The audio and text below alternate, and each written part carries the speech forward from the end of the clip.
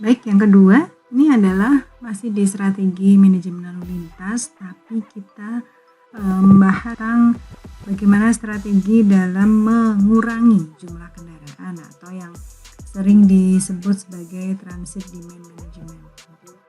Bagaimana kita mengurangi demand-nya, mengurangi kebutuhannya seperti apa.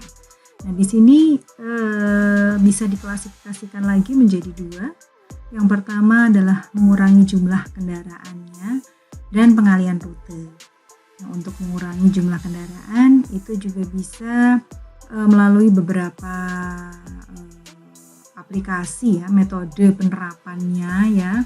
Yang pertama bisa dengan road pricing atau ERP. Ini yang sudah diterapkan di Jakarta Pusat ya. Kalau di tetangga itu juga sudah diterapkan di Singapura. Jadi caranya gimana? Kalau ERP ini caranya adalah dengan memberlakukan charge ya, memberlakukan tarif jika kendaraan akan melintas di suatu lokasi tertentu. Nah, biasanya di situ memang yang merupakan lokasi yang merupakan tarikan gitu. Jadi misalnya di kawasan perkantoran atau kawasan perbelanjaan gitu. Nah, ini ada di Singapura. Jadi ketika kendaraan akan melintas di ruas jalan yang sebelah sini ya, maka mobil yang akan melintas ke sana itu otomatis di sini ada kamera ya, ada kamera sehingga mendeteksi plat nomor.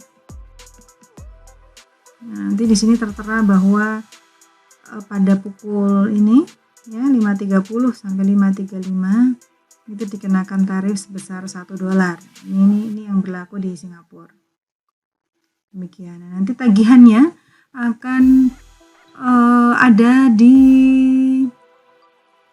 sama tagihannya nanti akan keluar di tagihan pembayaran pajak tahunan ya, itu di sana. Jadi nambah pajak tahunan. Jadi untuk jenis kendaraan yang sama itu pajaknya bisa berbeda. Itu metode yang pertama. Metode yang kedua bisa dengan menaikkan tarif parkir di pusat kota. Nah, ini udah diaplikasikan ya, diterapkan di Yogyakarta. Itu teman-teman kalau parkir di sepanjang pertokoan di Jalan Solo gitu ya, di timur ya, di Jalan Jenderal Sudirman ya namanya ya. Jalan Sudirman ini di sebelah timurnya Mall Galeria itu kerasa banget itu. Ternyata parkir di sana itu per jamnya itu adalah 5.000 untuk mobil. Per jam atau per 2 jam gitu ya. Per 2 jam kayaknya. Nah, nanti di sana juga setiap penambahan jam itu ada penambahan sebesar 2.000 per jamnya. Tapi ya ini masih manual ya, karena hanya mengandalkan tukang parkirnya saja gitu. Tapi ya sudah ada perbedaan tarif parkir kan untuk pusat kota di sekitar sana. Itu yang kedua ya, sudah diterapkan ya di Jogja. Lalu yang ketiga tarif tol juga di beberapa ruas jalan ya. Misalnya Jogja Semarang ya. Solo Semarang kalau nggak salah. Itu tol baru teman-teman. Nah, itu juga sebenarnya ya nggak cuma di situ ya, di sepanjang tol itu ketika kita ingin melintas ke jalan tersebut dikenakan tarif tambahan gitu. Yang biasanya rutenya memang tidak selalu lebih singkat, tapi biasanya lebih nyaman gitu. Jadi kualitas jalannya juga lebih baik. Nah, untuk itulah, kenyamanan itulah kita harus membayar sejumlah rupiah tertentu. Nah, yang lain bisa dengan ride sharing. Jadi ride sharing itu nanti saya akan jelaskan dengan gambar-gambar ya. Dan yang lain bisa, ini dia nih, ini dia gambarnya teman-teman. Jadi ini bedanya ride sharing dengan ride hailing ya. Ini agak berbeda ya. Kalau ride hailing itu sama saja sebenarnya. Jadi tetap ada satu mobil dengan satu penumpang dan satu tujuan.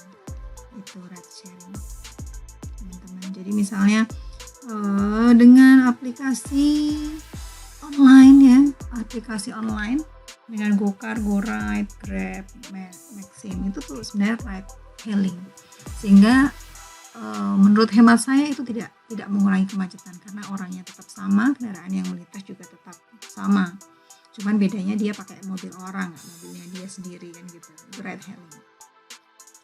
Justru malah ride hailing ini kadang menambah traffic malahan justru. Jadi kalau kendaraan yang sebenarnya dia nggak punya mobil pribadi, tapi karena hujan misalnya dia pengen menuju ke tempat tertentu, dia calling aplikasi online tersebut ya, sehingga dia jadi ada di jalan itu. Kalau misalnya dia nggak pakai itu dan dia nggak punya kendaraan pribadi, dia nggak jadi pergi sesungguhnya gitu. Jadi ride hailing ini justru malah membuat traffic lebih banyak ya, karena akan lebih mudah untuk bertransportasi.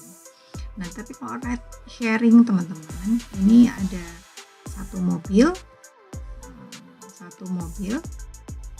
satu tujuan ya, tapi dia banyak penumpang. Nah terus gimana dong aplikasinya? Jadi ini banyak sekali di aplikasi diterapkan di Jakarta teman-teman. Jadi misalnya dari Pondok Kopi gitu, di sekitar Jakarta Timur misalnya, ada suatu perumahan di sana, terus pengen sama-sama berada di Medan Merdeka, di Jalan Medan Merdeka di Jakarta Pusat. Nah maka ini si pemilik kendaraan ini ya, si driver ini pemilik kendaraan, dia akan share di sana itu ada aplikasi gitu untuk ride sharing. Silakan kalau teman-teman mau membuktikan ketika ini ada di Jakarta dan pengen menuju ke tempat-tempat yang kira-kira banyak orang yang kesana gitu, mall gitu misalnya atau perkantoran. Nah di sini si driver ini dia akan nge-share nih ke aplikasi tersebut. Hai, saya mau dari Pondok Kopi mau ke Medan Merdeka. Ayo siapa yang mau join barengan gitu. Jadi nanti ada beberapa orang ini ya, ada si A, B, C ini yang mereka tentukan titik poinnya di Pondok Kopi itu di mana, misalnya di Cafe X gitu. Sehingga mereka kumpul di depan Cafe X ini untuk ketemu, lalu mereka akan bareng-bareng ke Medan Merdeka dengan kendaraannya si driver ini gitu. Itu namanya ride sharing. Ini banyak banget di Jakarta ya, orang-orang kantoran biasanya yang melakukan menerapkan aplikasi penerapan ini, transit demand management. Itu sangat efektif juga untuk mengurangi kemacetan. Nah yang lain ini juga dengan pengalihan rute ya teman-teman, jadi bisa dengan larangan belok, kendaraan dilarang masuk, dan rute alternatif. Nah, sehingga kendaraan yang seharusnya melintas di jalan tersebut itu dia bisa melintasi ruas jalan yang lain yang tidak terlalu besar ini volume kendaraannya. Nah, sehingga ini coba teman-teman saya coba mengambil contoh yang lain ya. Ini adalah penerapan dari park and ride. Jadi ini rambunya yang ada di luar negeri sudah sering sekali diterapkan gitu. Jadi ini di Kingston ya, ada logo park and ride di sini. Nah biasanya di sana banyak juga fasilitas parkir ya. Jadi orang-orang parkir di sana lalu bisa melanjutkan perjalanannya ke tempat akhir tujuan. Di Indonesia sebenarnya juga sudah ada nih di park and ride di Jakarta juga. Ini di Jakarta ya teman-teman. Nah ini juga bisnya khusus teman-teman, park and ride. Jadi orang memarkirkan kendaraannya. Jadi misalnya gini, kalau di Jogja ya misalnya ya, dirimu adalah orang Klaten gitu, mau ke Malioboro misalnya ya. Jadi aplikasi park and ride ini di Klaten, dirimu naik sepeda motor gitu misalnya atau mobil gitu, perjalanan dari Klaten dirimu transit ke Prambanan. Nah di Prambanan inilah bisa disediakan fasilitas park and ride. Kamu memarkirkan sepeda motor kamu lalu melanjutkan perjalanan dengan menggunakan Trans Jogja untuk ke Malioboro. Nah, itu di sana ada ya, di Prambanan itu ada haltenya Trans Jogja. Nah, kayak gitu aplikasi park and ride.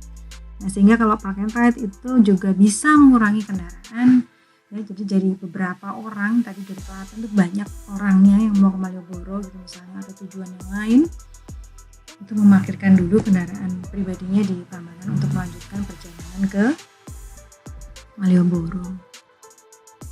Nah, ini juga kiss and ride ya, ini agak berbeda dengan park and ride, kiss and ride. Kalau di sini seperti yang dilihat ini teman-teman, ini ya gambar ini. Jadi biasanya ini pasangan ya, misalnya suami dan istri gitu. Ini suami ini istrinya. Nah, mereka dari rumah berangkat bersama, suami dan istri menggunakan kendaraan pribadi, mobil. Nah, sebelum karena istri akan bekerja di tempat yang lain, maka si suami dropping di sini.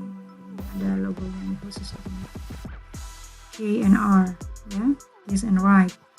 Suami yang ngedrop istrinya di sini, lalu di sini nanti si istri akan berpindah menggunakan bis. Nah, gitu. Nah, kiss and ride. Nah, sebelum berpisah biasanya suami kasih kiss dulu ke istrinya. Nah, gitu teman-teman. Dan yang lain adalah reroute ya. Di gambar pertama misalnya di sini disebutkan bahwa untuk arah Boyolali Ampel ini macet, maka alternatif bisa melewati Karanggede dan Tingkir gitu. Nanti ini reroute ya, jadi mengurangi kendaraan yang melintas di jalan Boyolali Ampel sehingga bisa terdistribusi ke ruas jalan yang lain.